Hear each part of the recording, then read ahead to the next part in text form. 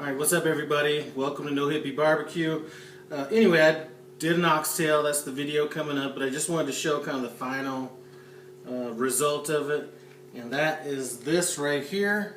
So hope you enjoy the rest of the video, and please again, comment, subscribe, let me know if you have any tips. Talk to you later. Bye. What's up everybody? This is Lyle with No Hippie Barbecue, and what I have going on today is going to be some oxtails. And I think this is about the easiest you can possibly do it. You can kind of do a bunch of different variations of this. Basically, what I'm doing right now, I'm a little ahead of this over here, but I got some of the oxtails floured up and they're getting braised right now. We'll get back to that step. But what I'm going to be cooking it in is I have a mixture of carrots, celery, onions, and garlic. I threw in some hatch green chili in there. And you could do red wine. I don't know why I'm feeling white on that today. The other ingredients, I have the oxtails were marinated in, they were just basically coated in olive oil and this backdraft barbecue rub, since it is No Hippie Barbecue. Got to throw a little of that in there. And other ingredients we're going to be cooking with is thyme. You could use fresh if you wanted. I got some sage, bay leaves, and Sonoma black pepper, and salt. So I'm just trying to make this as easy for you guys as possible. I got some beef broth that's, I used some bouillon cubes. I put 4 bouillon cubes of beef cubes and then 1 chicken, just because I felt like it. So anyway, how I'm going to start these oxtails is I already have them seasoned up. I have some seasoned flour. I'm just going to throw them in this bag, this Ziploc bag full of flour and salt, and I'm just going to coat them. I do them in this bag just so I'm not wasting a pan, and it just kind of keeps everything a little confined. So anyway, here's what it's going to look like when we're about midway through. I think the first side should be, well, it could probably go a little bit longer, but I'm going to go ahead and flip all these right now. We're going to brown all the sides on it. I have a little bit of canola oil in there. If you need to, add a little bit more as you go along. But basically, you're just trying to brown it. If you want to skip that step, you could buy that browning liquid. If you don't braise it or put the browning liquid in there, it's going to turn into like this brown. It's going to look kind of like gray meat. So you're going to want to do something with that. Anyway, we're going to pick it back up in a little bit once I have all these oxtails browned up, and we'll go from there. But this is simple. Seriously, try this. Alright, so what's up? We're back. I got the oxtails braised, or not braised, I got them browned up, and I had the vegetable mixture. I just cooked that down a little bit. I really want that to be pretty much kind of softened up by the time we're done. I did forget an ingredient that I'm going to go ahead and add. We got some habanero peppers, or Scotch bonnet, whatever you want to call them. I'm going to throw those in. And anyway, it's time for me to add these. It's time for me to add these oxtails. So I'm going to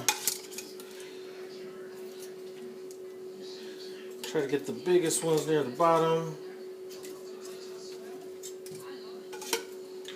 Hopefully this pot's big enough. I need to invest in a used like stock pot or something, but this is going to work. This is No Hippie Barbecue. So anyway, I got that in there. I'm about to add this beef stock.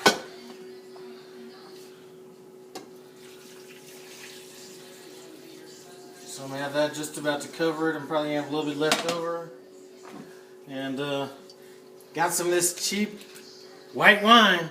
Normally what you want to do is red with beef and white with like chicken and fish. But I felt like drinking white, so we're going to go white.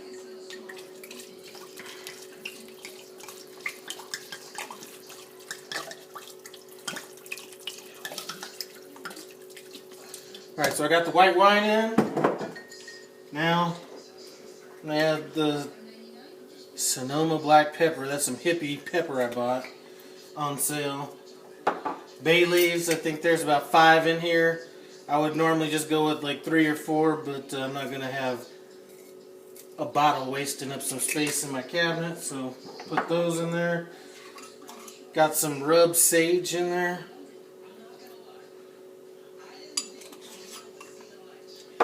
And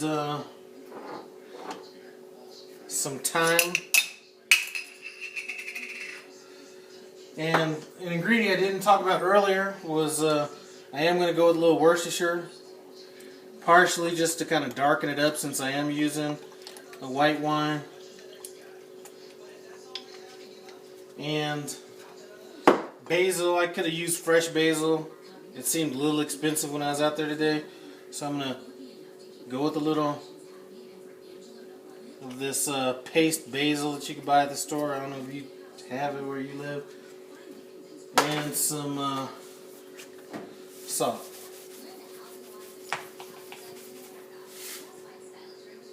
Shut up. Anyway, I also have some mushrooms that's going to go in there later. Depending on how this sauce comes out, I may blend it up. I may not. But once I'm done with that, I'm going to slice these up, and then I'm going to add that to the sauce. So that's going to be kind of just slices at the end. I don't want them to get all mushed up during the cooking process. So I'm going to stir this up. Kind of get all that together. Now you could use tomato paste at this point if you wanted. Some canned tomatoes. I'm going just for kind of more of the basic, like I said, simple recipe. I'm going to bring that up to a boil.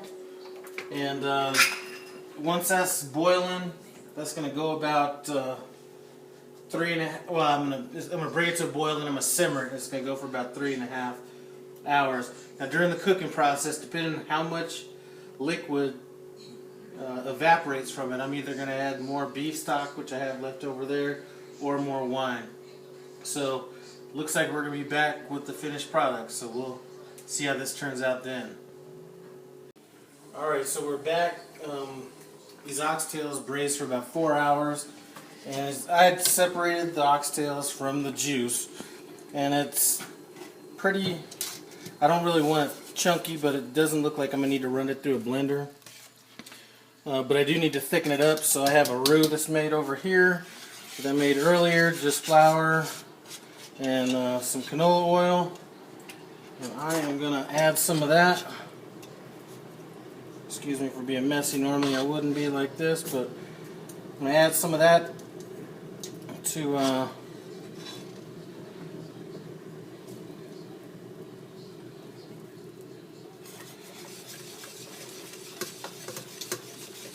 this sauce and kind of make a gravy. I don't want it to be too thick, so that looks like it's going to be about where I want it. I'm going to let that cook for a little while and see kind of how thick that is. And the next time you will see this, it'll be all plated up. As far as this roux that's over here, looks like I made a little bit more than I wanted, but that's great because I'm going to freeze that. Roux is some time-consuming stuff to make, so you can make some and freeze it. It'll always come in handy. Anyway, we'll be back with the finished product. See you in a bit. And I almost forgot, what I'm going to do now also is I'm going to add some mushrooms to it,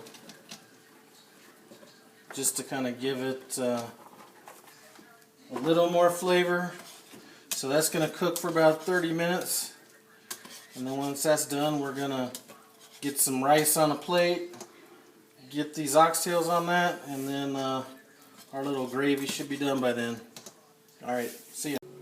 Alright, so we got this gravy situation over here is kind of thickened up. The mushrooms have kind of wilted a little bit.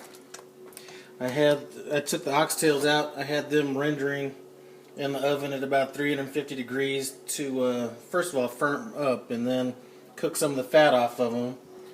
And there you go. That is the finished product, and that is going to be extremely good. Anyway, thanks for stopping by. Please comment, subscribe, and any other tips you guys have, or if you make it a different way, leave some comments about that as well. And I'm sure I'll try it. Thanks a lot.